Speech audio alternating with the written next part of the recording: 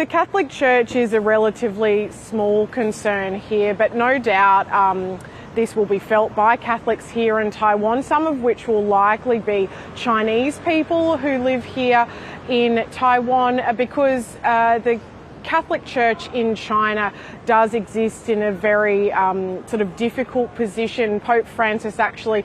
forged an agreement with the Communist Party some years ago about the appointment of Catholic bishops there. As Andrew mentioned earlier, China is the only or one of the only places where the Vatican doesn't have the sole responsibility for appointing bishops, and the Pope did recently renew this with Beijing and has had appointed more bishops since the renewal of that agreement. But the church there, they estimate there's at least 12 million Catholics officially in China, but there is also an underground Catholic Church in China, so it is quite hard to know exactly how many Catholics exist there. But this will be deeply felt really across Asia. Of course, places like the Philippines and East Timor have some of the largest populations of Catholics in the world. In the Philippines, for example, nearly 80% of people are Catholic, more than 85 million people. And the Pope actually visited the Philippines in 2015, so a decade ago, and that trip is being remembered today very fondly. I've been seeing some reporting of his visit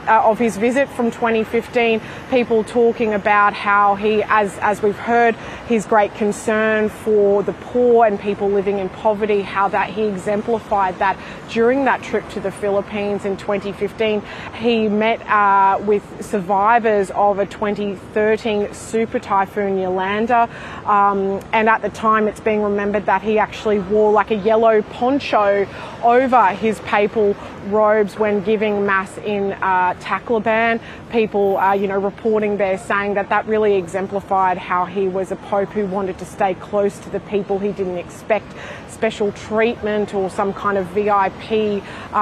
approach to him giving mass because of the heavy rain, that he was happy to wear a normal poncho or raincoat like anyone else there who was attending mass might have been. Now, we have heard from the president of the Catholic Bishops Conference in the Philippines, Cardinal Pablo Virgilio David, who said he was deeply shocked by this news, and he has called for churches across the country to ring bells for the late Pope tonight, saying, "Let us please ring the bells of our churches and call our people to prayer for the eternal repose of the Holy Father, Pope Francis." We've also heard from the Indian Prime Minister Narendra Modi, who's posted on social media photos of him meeting with the Pope, saying that he's deeply pained to hear of his passing. He says that he offers his heartfelt condolences to the global Catholic community and that he will be remembered as a beacon of compassion, humility and spiritual courage by millions across the world.